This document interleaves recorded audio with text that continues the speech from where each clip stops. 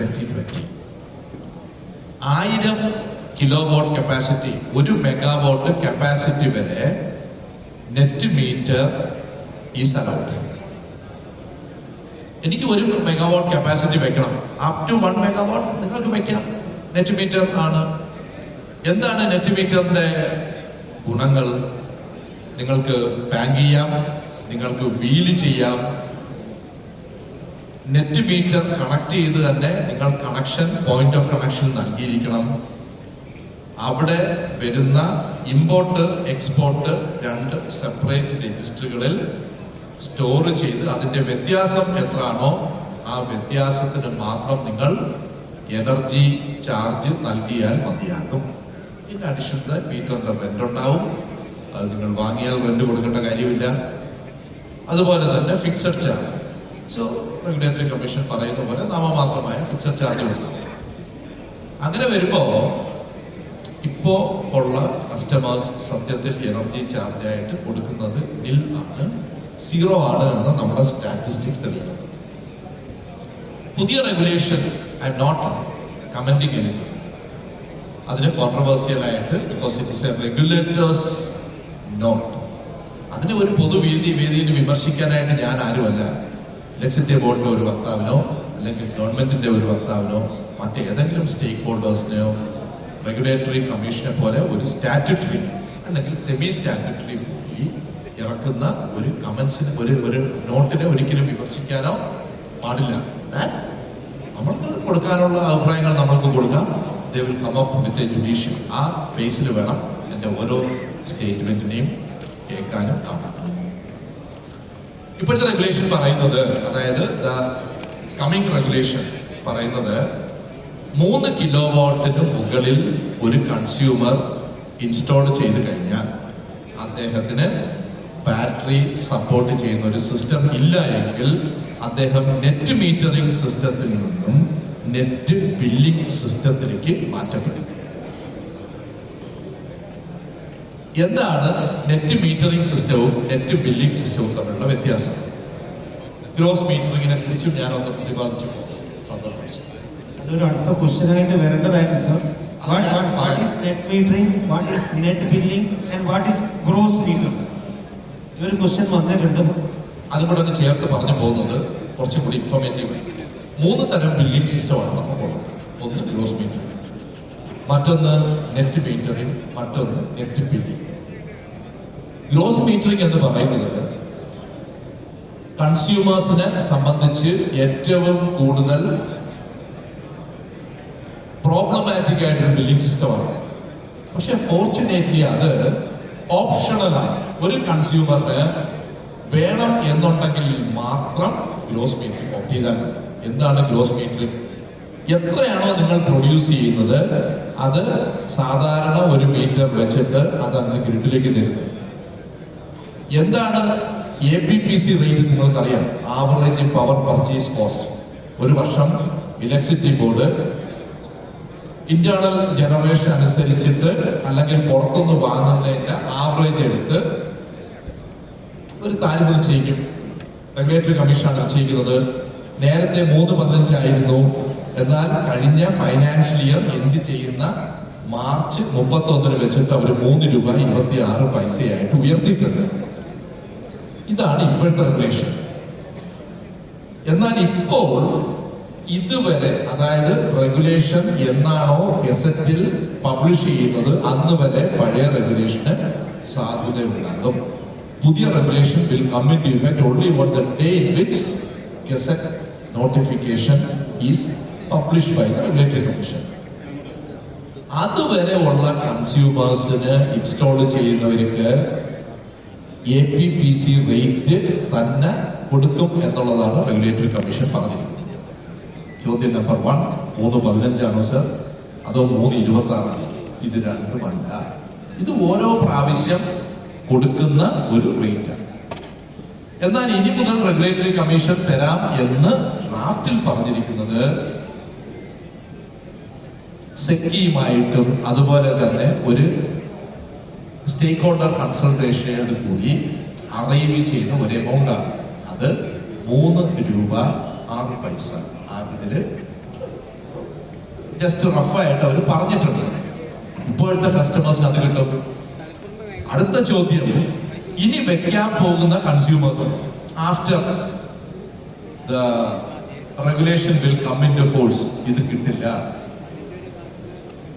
അവർക്ക് കിട്ടാൻ പോകുന്നത് റെഗുലേഷൻ പറയുന്നതനുസരിച്ച് സെക്കി, ഞാൻ നേരത്തെ പറഞ്ഞു എന്റെ പ്രസന്റേഷനിൽ, solar energy corporation of India ഓരോ വർഷവും ഓരോ സ്റ്റേറ്റിൽ സെക്കി നോട്ടിഫൈ ചെയ്യുന്ന ഒരു സോളാർ ചാർജ് ഉണ്ടാവും. 2 രൂപ 67 പൈസ. അതാണ് ഇപ്പോൾ. അതിന്റെ 75% എനർജി ചാർജ് ആയിരിക്കും. APPC റേറ്റ് എന്ന പേര് മാറിയിട്ട് ഫീഡിൻ താരിഫായിട്ട് പ്രഖ്യാപിക്കാൻ പോകും. ഇതാണ് പോയിന്റ് നമ്പർ. ഇപ്പോൾ 1 മെഗാവാട്ട് വരെ 1000 കിലോവാട്ട് വരെ നെറ്റ് മീറ്ററിംഗിൽ തുടരാൻ പറ്റുന്ന കൺസ്യൂമേഴ്സിന് പുതിയ റെഗുലേഷൻ വന്നു കഴിഞ്ഞാൽ 3 കിലോവാട്ട് വരെ ബാറ്ററി ഇല്ലാതെ തന്നെ നെറ്റ് മീറ്ററിംഗിൽ കണ്ടിന്യൂ ചെയ്യാൻ കഴിയുന്നതാണ്. എന്നാൽ 3 കിലോവാട്ട് മുതൽ 5 കിലോവാട്ട് വരെയുള്ള കൺസ്യൂമേഴ്സ് അവരുടെ ഡിമാൻഡിന്റെ 30% ഇൻസ്റ്റാൾ കപ്പാസിറ്റി അല്ല, അതിന് തത്തുല്യമായ ഒരു ബാറ്ററി സ്റ്റോറേജ് സിസ്റ്റം വെച്ചില്ല എങ്കിൽ അവർ ഓട്ടോമാറ്റിക് ആയിട്ട് നെറ്റ് മീറ്ററിംഗിൽ നിന്നും നെറ്റ് ബില്ലിങ്ങിലേക്ക് മാറപ്പെടും. 5 കിലോവാട്ടിന് മുകളിലോ 5 കിലോവാട്ടിന് മുകളിൽ ബാറ്ററി വെച്ചാലും വെച്ചില്ലെങ്കിലും they will be under the net billing system. 1 megawatt ഇതുവരെ നെറ്റ് മീറ്ററിംഗ് സിസ്റ്റത്തിൽ വെച്ചിരുന്ന കൺസ്യൂമേഴ്സിനെ ബാറ്ററി വെച്ചാലും അവര് 5 കിലോവാട്ടിന് മുകളിൽ നെറ്റ് ബില്ലിംഗിലേക്ക് മാറുന്നു. എന്താണ് ഗ്രോസ് മീറ്ററിംഗ്? ഞാൻ പറഞ്ഞു എത്രയാണ് എനർജി നിങ്ങൾ പ്രൊഡ്യൂസ് ചെയ്യുന്നത്. ഉദാഹരണത്തിന് 3 കിലോവാട്ട്, ഒരു ദിവസം 12 യൂണിറ്റ്, ഒരു മാസം 360 യൂണിറ്റിനെ ഇപ്പോഴത്തെ റേറ്റായ 3 രൂപ 26 പൈസ വെച്ച് കുടിച്ചിട്ട് പൈസ ഇലക്ട്രിസിറ്റി ബോർഡ് കണക്ക് കൂട്ടി ഒരു പേപ്പറിൽ എഴുതിയിടും.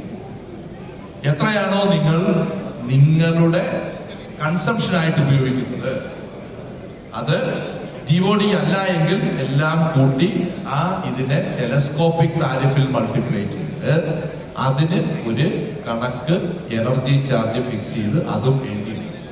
ഇതിന്റെ രണ്ടും ഡിഫറൻസ് ആണ് ഗ്രോസ് ബില്ലിംഗ് എന്ന് പറഞ്ഞ സിസ്റ്റത്തിൽ വരുന്നത്. ഫോർച്ചുനേറ്റ്ലി ഞാൻ പറഞ്ഞു അത് ഓപ്ഷണൽ ആണ്.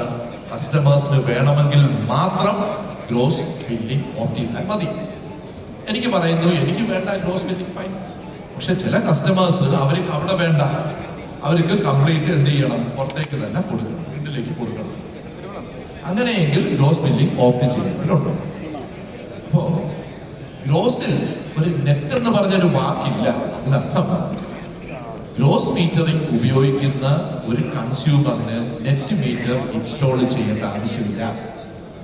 സാധാരണ മീറ്ററിന്റെ പ്രത്യേകത ഇങ്ങോട്ടാണ് ഇമ്പോർട്ട് എടുക്കുന്നതെങ്കിൽ അതിൽ കാണിക്കുന്ന എത്ര യൂണിറ്റ് ആണോ അതേ മീറ്റർ വെച്ചിട്ട് എക്സ്പോർട്ട് ചെയ്ത് കഴിഞ്ഞാൽ അതിൽ കാണിക്കുന്ന റീഡിങ്ങും സെയിം തന്നെ.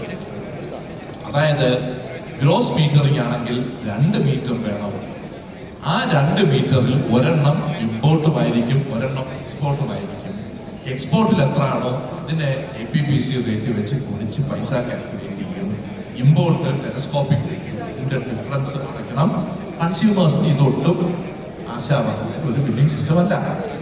മറ്റ് 2 ബില്ലിംഗ് സിസ്റ്റത്തിന്റെ കൂടെയും നെറ്റ് എന്ന് പറഞ്ഞൊരു കൺസെപ്റ്റ് ഉണ്ട്. മീൻസ് നെറ്റ് മീറ്ററിൽ നിങ്ങൾക്കറിയാം സിംപ്ലി എത്ര ആണോ മീറ്ററിൽ വരുന്ന ഇമ്പോർട്ട് എക്സ്പോർട്ട് അതിന്റെ വ്യത്യാസം എടുക്കുന്നു.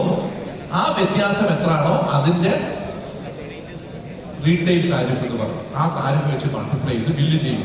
മിക്കവാറും കൺസ്യൂമേഴ്സിന് ഇമ്പോർട്ട് മൈനസ് എക്സ്പോർട്ട് 0 ആണ്, അല്ലെങ്കിൽ എക്സ്പോർട്ട് കൂടുതലാണ്, നെഗറ്റീവാണ്. അത് ബാങ്കിങ്ങിലേക്ക് പോകുന്നു, ഫീൽ ചെയ്യാം, മാസാമാസം അത് ക്യാരി ഓവർ ചെയ്യാം. At the end of the year March 31 solar year ആയിട്ട് നിശ്ചയിച്ചിരിക്കുന്ന ആ ദിവസം നിങ്ങളുടെ എമൗണ്ട് കാൽക്കുലേറ്റ് ചെയ്ത് നിങ്ങളുടെ അക്കൗണ്ടിലേക്ക് തരുന്ന ഒരു സ്ഥിതിവിശേഷമാണ്. ഇതുവരെ ഞങ്ങൾക്ക് 3 രൂപ 26 പൈസ എന്നുള്ള ആ എമൗണ്ട് കിട്ടിയിരുന്നില്ല. കഴിഞ്ഞ ആഴ്ചയാണ് റെഗുലേറ്ററി കമ്മീഷൻ അത് പ്രഖ്യാപിച്ചത്. അതിനു മുമ്പ് 3 രൂപ 15 പൈസയായിരുന്നു. ഇപ്പോൾ അത് ഇലക്ട്രിസിറ്റി ബോർഡിന്റെ സിസ്റ്റത്തിൽ കാൽക്കുലേറ്റ് ചെയ്ത് നിങ്ങൾ ബാങ്ക് ചെയ്ത ആ എനർജിയുടെ ചാർജ് നിങ്ങളുടെ അക്കൗണ്ടിലേക്ക് ട്രാൻസ്ഫർ ചെയ്യപ്പെടും. എന്നാൽ പുതിയ റെഗുലേഷൻ ഈ കണ്ടീഷനിൽ പറയുന്നത് നിങ്ങൾക്ക് മാസാമാസം എത്രയാണോ നിങ്ങൾ ഗ്രിഡിലേക്ക് തരുന്നത് ആ എമൗണ്ട് നിങ്ങൾക്ക് പൈസയായിട്ട് തരും. അപ്പോൾ നിങ്ങൾ ഇലക്ട്രിസിറ്റി ബോർഡ് തന്നെ ബില്ലിൽ അഡ്ജസ്റ്റ് ചെയ്യണം. പക്ഷെ അത് നേരത്തെ പോലെ ക്യാരി ഓവർ ചെയ്ത് കൊണ്ടുപോകാൻ at the end of the year അങ്ങനെ ഒരു എൻകാഷ്മെന്റ് നടക്കില്ല. മറ്റൊന്ന് ഇമ്പോർട്ടന്റ് ആയിട്ട് പറയുന്നത്, ഒരു കൺസ്യൂമർ 1A താരിഫിലാണെങ്കിൽ അദ്ദേഹത്തിന് ബാങ്ക് ചെയ്ത് വീല് ചെയ്യാനായിട്ട് കഴിയുന്നത് അദ്ദേഹത്തിന് ഒരു 1A കണക്ഷൻ ഉണ്ടെങ്കിൽ മാത്രമേ കഴിയുകയുള്ളൂ. ഇപ്പോൾ അങ്ങനല്ല.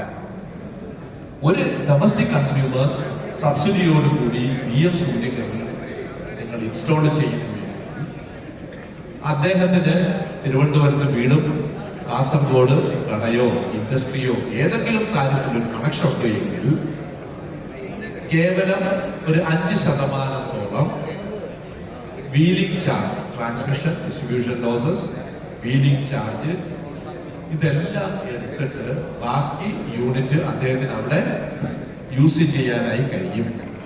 എന്നാൽ ഇപ്പോൾ മൾട്ടിപ്പിൾ താരിഫിലേക്ക്, അതായത് 1A താരിഫിൽ നിന്ന് ഒരു കൺസ്ട്രക്ഷൻ അല്ലെങ്കിൽ ഒരു കൊമേഴ്സ്യൽ 7 കാറ്റഗറി താരിഫിലേക്ക് വീല് ചെയ്യാൻ കഴിയുകയില്ല. സെയിം ആയിട്ട് നിങ്ങൾ വീല് ചെയ്യണം എങ്കിൽ തന്നെയും ഈവൻ ഡൊമസ്റ്റിക് കൺസ്യൂമേഴ്സ് ഒരു ഗ്രിഡ് സപ്പോർട്ടിംഗ് ചാർജായ ഒരു തുക പറഞ്ഞിട്ടുണ്ട്. അത് 1 രൂപ എന്ന് പറയുന്നത് ആക്ച്വലി ഞാൻ പല മീറ്റിങ്ങുകളിലും പങ്കെടുത്തു. That is being reviewed. That will never happen. അത് will be reviewed and come down. അങ്ങനെ ഗ്രിഡ് സപ്പോർട്ടിംഗ് ചാർജ് ആയിട്ട് 1 രൂപ കൊടുക്കുകയും, അത് ഞാൻ നേരത്തെ പറഞ്ഞ n നമ്പർ ഓഫ് ഇഷ്യൂസ് ആണ്. ഗ്രിഡിന്റെ സ്റ്റെബിലിറ്റി നോക്കണം, ട്രാൻസ്ഫോമേഴ്സിന്റെ ഫീസിബിലിറ്റി എൻഹാൻസ് ചെയ്യണം, സാധാരണ കണ്ടക്ടേഴ്സ് മാറ്റി കേബിൾ ആക്കണം, ലോസസ് മിറ്റിഗേറ്റ് ചെയ്യണം, ഹാർമോണിക്സിനെ കൺട്രോൾ ചെയ്യണം, DC injection below A particular level threshold കുറയ്ക്കണം, ഫ്ലിക്കേഴ്സിനെ കൺട്രോൾ ചെയ്യണം, ക്വാളിറ്റി ഓഫ് പവർ നോക്കണം. ഇതെല്ലാം ചെയ്യുന്നതിനുള്ള ഡിസ്കോമിനുള്ള ചാർജ് ആയിട്ടാണ് അതിനെ ഏറ്റെടുത്തിരിക്കുന്നത്. സോ ഇതിൽ 2 നെറ്റ് ഉണ്ടെങ്കിലും പകൽ സമയത്ത് യൂസ് ചെയ്യുന്നതിന് പകൽ സമയത്തുള്ള അതേ ചാർജ് സാധാരണ നെറ്റ് മീറ്ററിലുള്ളതും പീക്ക് ടൈമിൽ യൂസ് ചെയ്യുന്ന ആ എനർജിയെ എടുത്ത് വ്യത്യാസം വരുത്തി അതിനെ ഫീഡിൻ താരിഫ് അല്ല പകരം റീറ്റെയിൽ താരിഫിന് മൾട്ടിപ്ലൈ ചെയ്ത് ഇതിന്റെ വ്യത്യാസം എടുക്കുന്ന ഒരു ബില്ലിംഗ് രീതിയാണ് net billing. So net metering കൺസ്യൂമേഴ്സിന് 100% ഫേവറബിൾ ആണ്. യൂട്ടിലിറ്റിക്ക് അത്ര അങ്ങോട്ട് ഫേവറബിൾ അല്ല. നെറ്റ് മീറ്ററിംഗ്, ഗ്രോസ് മീറ്ററിംഗ് കൺസ്യൂമേഴ്സിന് ഒട്ടും തന്നെ ഫേവറബിൾ അല്ല. യൂട്ടിലിറ്റിക്ക് 100% ഫേവറബിൾ ആണ്. നെറ്റ് ബില്ലിംഗ് എന്ന് പറയുന്നത് ഒരു വിൻ വിൻ പ്രോസസ്സാണ്. യൂട്ടിലിറ്റിക്കും അതുപോലെ തന്നെ കൺസ്യൂമേഴ്സിനും ഇൻ ബിറ്റ്വീൻ ആകുന്ന ഒരു പ്രോസസ്സാണ് നെറ്റ് ബില്ലിംഗ് നടക്കുന്നത്. അവിടെയും നെറ്റ് മീറ്റർ വെച്ചിട്ട് തന്നെയാണ് ആവശ്യപ്പെടുന്നത്. ഇതാണ് ബേസിക് ആയിട്ട് വ്യത്യാസം. സോ ഏറ്റവും കൂടുതൽ കണക്ഷൻ ഞങ്ങളുടെ സ്റ്റാറ്റിസ്റ്റിക്സിൽ നോക്കിയപ്പോൾ 85% കണക്ഷൻസ് 3 കിലോവാട്ടിലാണ്. ആ 3 കിലോവാട്ടിന് മുകളിലുള്ള കൺസ്യൂമേഴ്സിന്റെ എണ്ണം വളരെ കുറവായത് കൊണ്ട് തന്നെ ഒരു പരിധി വരെ വലിയൊരു ഇമ്പാക്ട് ഒന്നും ഉണ്ടാകാൻ പോകുന്നില്ല. But let the regulatory commission review that. ഈ 3 ബില്ലിംഗ് സിസ്റ്റവും ചോദിച്ചതിന് ഉത്തരവും ഇതാണ്.